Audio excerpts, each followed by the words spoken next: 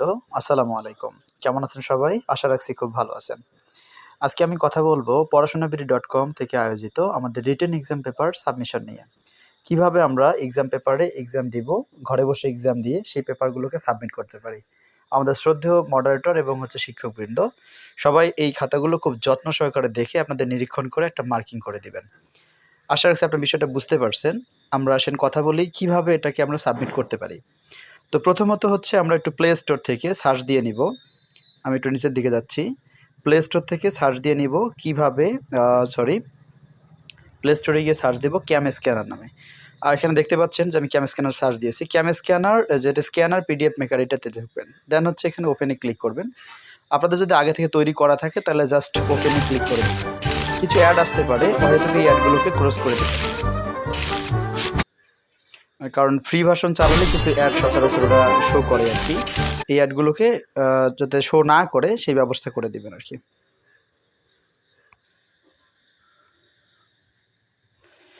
এরপরে আমরা এখান থেকে এসে আগে থেকে কাজ করা আমার যেহেতু ছিল তাই ফাইলগুলো শো করতেছে। আমি নতুন করে ফাইল ক্লিক করার জন্য এখানে আমি দেখতে পাচ্ছি এই যে ক্যামেরা নামে যে অপশনটা আছে সেই ক্যামেরা অপশনে ক্লিক দিয়ে দিতে হবে। অর্থাৎ আপনাদের এই যে একটা বার আছে এই বারটাতে ক্লিক করতে হবে। এই বারটাতে ক্লিক করলে দেখেন, এটাতে ক্লিক করলে নতুন একটা ফাইল ওপেন হয়ে গেল। এখানে ক্যামেরা আসার পর আপনার যে অ্যান্সার স্ক্রিপ্টটা ছিল সেই অ্যান্সার স্ক্রিপ্টটা এখানে খুব যত্ন সহকারে নিতে হবে। দেন গড়িটি ক্লিক দিয়ে দিলাম। এখন এই খাতার উপর একটা ফাঁকা জায়গায় বা সাদা অক্ষরের উপর ক্লিক দিতে হবে যাতে খাতাটাকে খুব সুন্দর করে সে ধরতে পারে। এইবার আমি এখানে ক্লিক দিয়ে দিলাম। দিলে খাতাটা ওঠার পর এটার মাঝে একটা খুব ভালো সিস্টেম হচ্ছে যে এইটা অটোমেটিক্যালি আপনার এই খাতাটাকে সুন্দর একটা ম্যাজিক্যাল মডিফাই করে ফেলবে। ঠিক আছে, আমি এটাকে ম্যাজিক্যাল মডিফাই দিয়ে দিলাম। ঠিক আছে, দেখেন অটোমেটিক এটা কিন্তু ম্যাজিক, নো শ্যাডো, নো ইয়েতে নিয়ে নিছে, ম্যাজিক কালারে নিয়ে নিছে। আমি এটাতে টিক দিয়ে পরের পৃষ্ঠায় চলে যাব।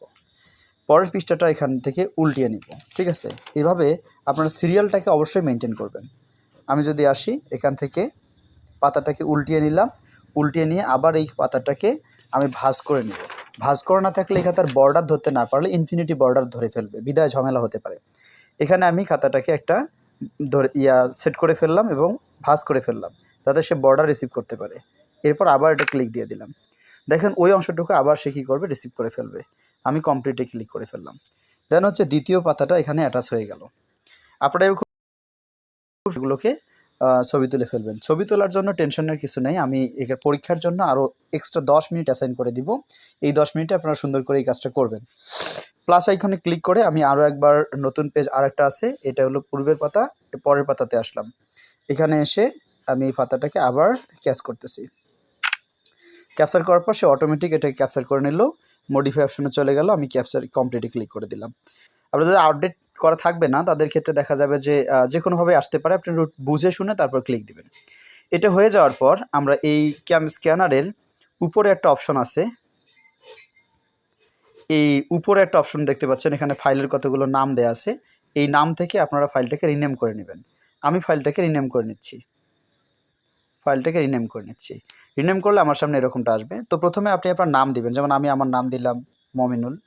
এরপর আপনার যে শ্রেণীকক্ষের যে রোল নাম্বার আছে সেই রোল নাম্বারটা দিতে হবে, যেমন রোল নাম্বার অথবা রেজিস্ট্রেশন নাম্বার। আপনারা সাধারণত রেজিস্ট্রেশন নাম্বার দেওয়ার চেষ্টা করবেন। 0712 শেষ চারটা ডিজিট দিলেই আমি বুঝতে পারবো যে এটা আপনার কোন ক্যাটাগরি বা কোন রেজাল্টের। দেন আপনার ক্লাস দিতে হবে। ক্লাস হচ্ছে 12-এর সেকশন হচ্ছে এ সেকশন। এতটুকু দিলেই আমি বুঝে ফেলবো যে ওই খাতাটা কোথা থেকে আসছে এবং কোন সিরিয়ালের খাতা। এরপর ওকেতে ক্লিক দিলে দেখেন নামটা রিনেম হয়ে গেছে। এরপর শেষের দিকে আসেন। শেষের দিকে একটা ব্যাপার স্যাপার আছে। এইখানে এসে দেখবেন যে এই যে একটা অপশন বা বাটন পাচ্ছেন শেয়ার অপশন, এই শেয়ার অপশনে ক্লিক দিতে হবে। শেয়ার অপশনে ক্লিক দিলে আপনার এই ফাইলটা শেয়ার হিসেবে আসবে।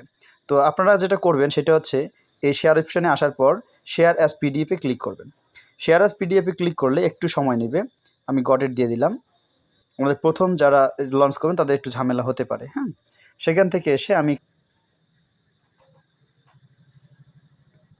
শেয়ারে ক্লিক করলে আপনারা দেখতে পাচ্ছেন এই জায়গায় একটু খুঁজে নেবেন, যে কোনো জায়গায় থাকতে পারে। এটা হচ্ছে এই যে সেভ টু লোকাল, এই সেভ টু লোকাল ফাইলটা মূলত হচ্ছে এটা একটু মানে আশেপাশে থাকতে পারে, একটু খুঁজে নেবেন যে কোথায় আছে। দেন সেভ টু লোকালে আমি একটা ক্লিক দিয়ে দিব। সেভ টু লোকালে ক্লিক দিয়ে দিলে ওইটা আমার ফাইলে সেভ হয়ে গেল এবং ডাউনলোড ক্যাম স্ক্যানার নামে একটা ফোল্ডারে সেভ হয়ে গেছে। ওকে, আমি এইবার ওই ফাইলটা শেয়ার করে দিব। আমার যে পরীক্ষা অ্যাসাইন করা থাকবে, আমি যদি পরীক্ষার লিঙ্কে একটু ক্লিক করি বা হিট দেই, দেন সেখানে আমি প্রয়োজনীয় ডেটা বা ডকুমেন্ট ফিল আপ করে আমি তারপর হচ্ছে এটাকে শেয়ার করতে পারবো। ঠিক আছে, আপলোডে ক্লিক করে আপলোড ফাইলের জায়গায় আমরা এটাকে আপলোড দিয়ে দিতে পারবো। বিভিন্ন সময় পরীক্ষাগুলোর বিভিন্ন নির্দেশনা থাকা সত্ত্বে আমরা এভাবে একটা পরীক্ষা এক্সাম প্যানেল দেখতে উপরে হেডার দেখতে পাচ্ছি। এরপর এসে আমরা আমাদের প্রয়োজনীয় ডকুমেন্ট ফিল আপ করে দিব। যেমন ডিএম মমিনুল ইসলাম, রোল নাম্বার 12 দেওয়া আছে, ক্লাস দেওয়া আছে, ইংলিশ দেওয়া আছে, আইসিটি দেওয়া আছে। এখান থেকে সাবজেক্ট টাবজেক্ট সেকশন খুব সুন্দর করে আপনি যে সেকশনের পরীক্ষা দেন সেটা দেওয়ার পর নেক্সটে ক্লিক করে দিবেন। নেক্সটে গেলে দেখবেন যে আপনার এই অংশটা হচ্ছে পড়াশোনা বিডির একদম দ্বিতীয় অংশ। তো এখান থেকে সিলেক্ট করতে বলতেছে, যেটা অবশ্যই দিতে হবে।